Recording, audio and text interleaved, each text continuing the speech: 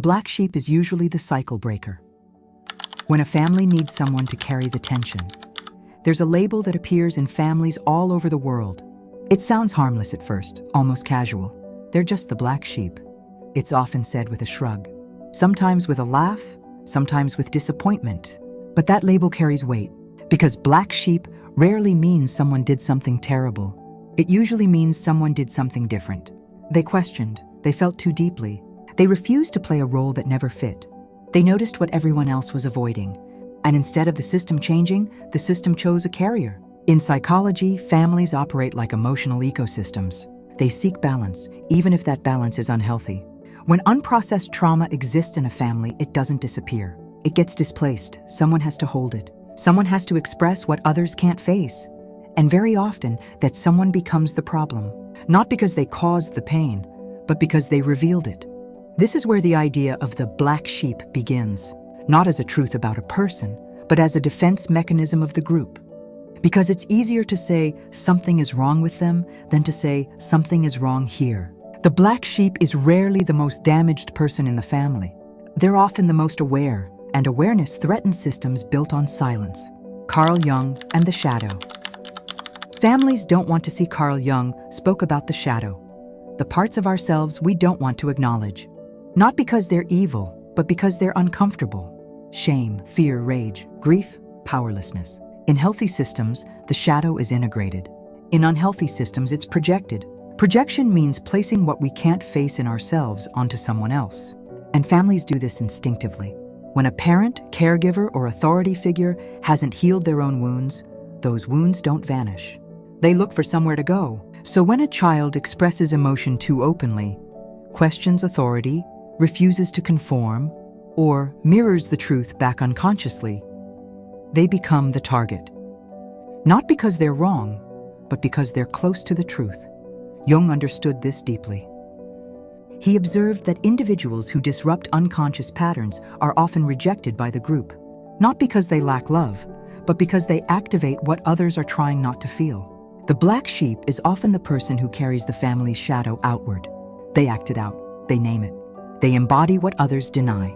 And instead of gratitude, they receive blame, because seeing truth requires courage, and not everyone has it.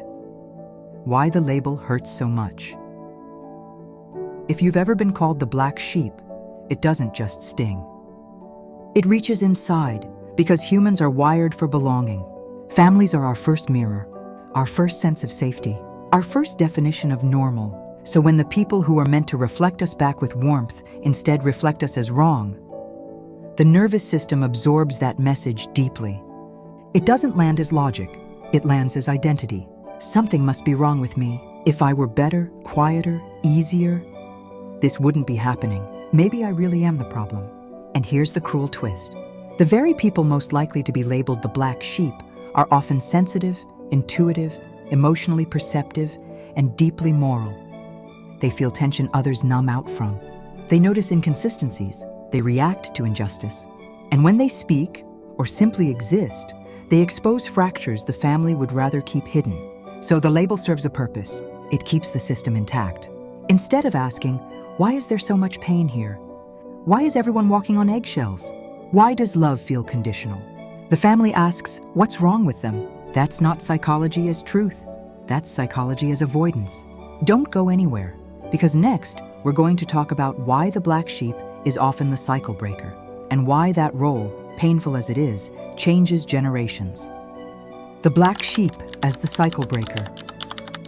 A cycle breaker is not someone who destroys a family. They're someone who refuses to pass pain forward. They say, this ends here. This doesn't get normalized. This doesn't get buried and repeated. And that's threatening, because cycles survive on silence. If abuse is named, it can't hide. If manipulation is recognized, it loses power. If emotional neglect is acknowledged, it can't be explained away. So the cycle breaker is often isolated, not because they're wrong, but because they're early. They arrive before the system is ready. Jung believed that individuation, becoming your own person, often requires separation from collective expectations. And family systems are one of the strongest collectives we know. To step outside them psychologically takes immense strength. The black sheep doesn't reject the family. They reject the role they were assigned. And that role is often absorber of blame, carrier of shame, holder of tension, scapegoat for unresolved pain. Once you see this, something shifts. The label loses its authority because you realize it was never a diagnosis. It was a displacement. Reclaiming yourself without needing their permission. Here's the most important part. Healing doesn't require convincing the family of anything. It doesn't require vindication or apology or understanding, because many people cannot face what would surface if they admitted the truth. And that's not your burden. The work of the cycle breaker is internal first. It's recognizing I was responding to something real. My reactions made sense. My sensitivity was information, not defect. When you stop internalizing the label, something powerful happens. You stop trying to fix yourself. You stop carrying guilt that never belonged to you. And you begin to separate who you are from the role you were given. This doesn't mean cutting everyone off. It doesn't mean anger. It doesn't mean confrontation. Sometimes it simply means distance, emotional or physical, so your nervous system can finally rest. The black sheep doesn't become free by being accepted. They become free by self-recognition, by saying, I see myself clearly now. I know what was mine and what wasn't. And from that place, a new lineage begins. One built on awareness, on emotional truth, on responsibility instead of denial. If this resonated with you, you're not alone. And you were never broken. You were brave in a system that confused bravery with rebellion. If this landed, leave a comment and share what you're learning about yourself. Like the video, subscribe, and stay if this kind of grounded human conversation matters to you. As always, this has been Valkyrie. Thanks for stopping by. Until next time, be kind to yourself and others. Lanterns up, people.